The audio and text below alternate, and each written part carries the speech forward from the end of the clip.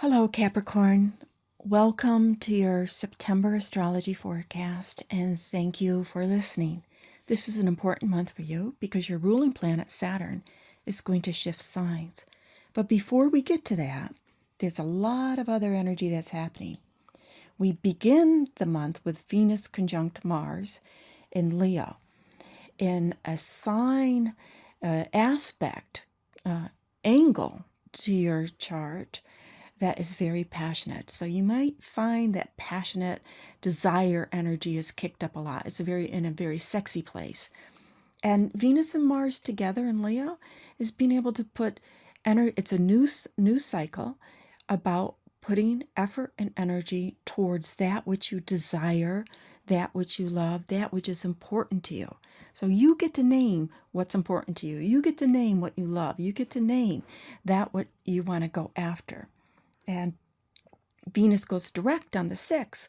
So the whole first week of September, this pushing forth of finding my passion, analyzing it, knowing it, embracing it, and then moving, doing something to manifest it.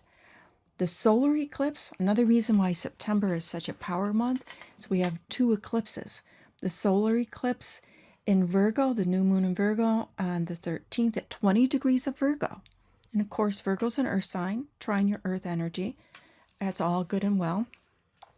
And the important takeaway, if you want to call it that, message about the solar eclipse is that there's something about acknowledging wherever in your life you felt you've gotten a bad rap, a bad hand of cards.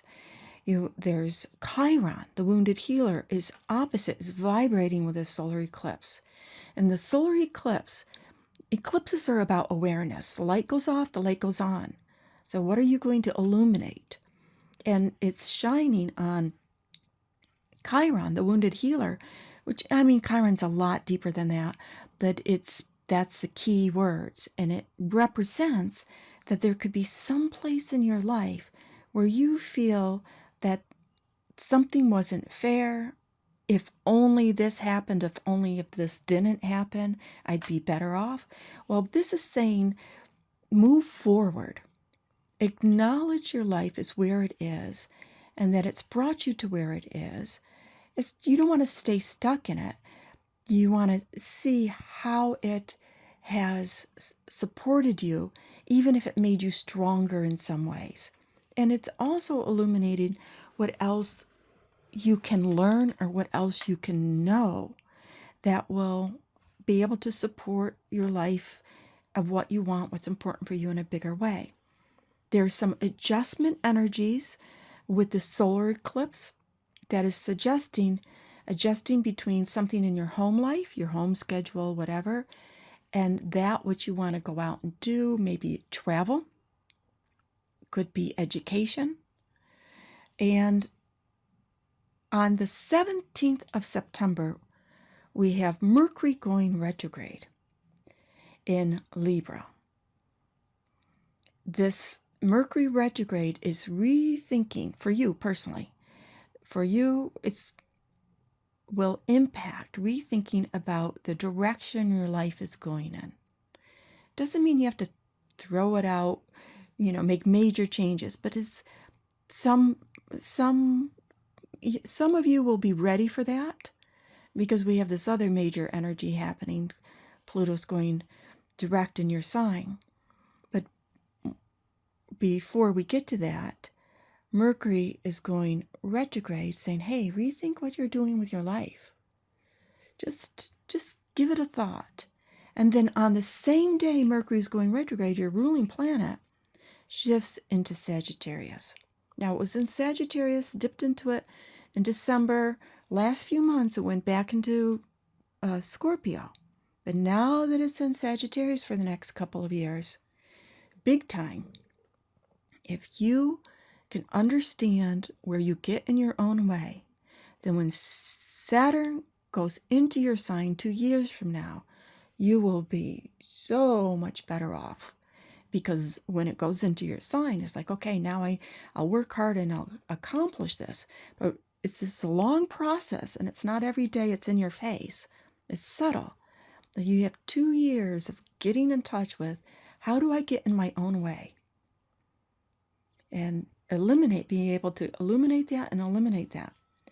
Now, the sun shifts into Libra, first day, the equinox energy. Always equinoxes, solstices, extremely important points in our world.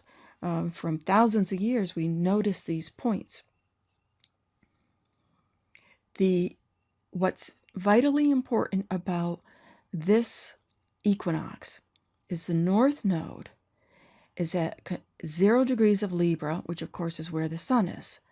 What's the North Node? Where to pole towards, where to go towards. The North Node's going to go into Virgo. This is a quirk of fate that the ingress and the North Node are at the same degree, but I don't believe anything is just a coincidence. It's a message from the universe. It is time to embrace your solar energy, the sun, the center of our solar system. In the chart, the sun, the essence of what you want to do with your life that you're given. Embrace that and move it forward. We have Mars going into Virgo on the 24th, and this is an energy that is elbowing, pushing, activating the solar eclipse that we just had, because the solar eclipse was in Virgo. Now Mars is in Virgo, and of course the solar eclipse, and this whole month we have this vibration of Neptune opposite Jupiter. Believe big, have confidence, have the vision, but be willing, especially when Mars goes into Virgo, be willing to work for it. Don't just dream of something. Just don't have it in your mind someday this. Have confidence you can do it, but be willing to work for it. And then the next day, this is very important for you, Pluto goes direct, because Pluto's making its long sojourn in Capricorn. And it goes retrograde once a year and direct once a year. And those 2 days are power days. And any Capricorn, especially those of you who are born around the 2nd through the 6th of January, this can be a significant time for you to make changes, to push your life forward. We move through the month, so we end the month with a lunar eclipse, a full moon eclipse at 4 degrees of Aries. So the sun's at 4 degrees of Libra, the moon's at 4 degrees of Aries, and this energy is activating balance for you. Balance between your outside life, what you do in the world, your work, when you're out there in your inner life, when you go home and you rejuvenate, or you go on a trip and you rejuvenate. Is that in balance? Saying, take a look at that. How can I make sure that I feel balanced in my life between having this yang outer energy and the yin inner energy to rejuvenate, to meditate, to work on your spiritual path and your spiritual growth? Thanks so much for listening, and really appreciate it if you wanted to be a subscriber or share or like the video. Thank you.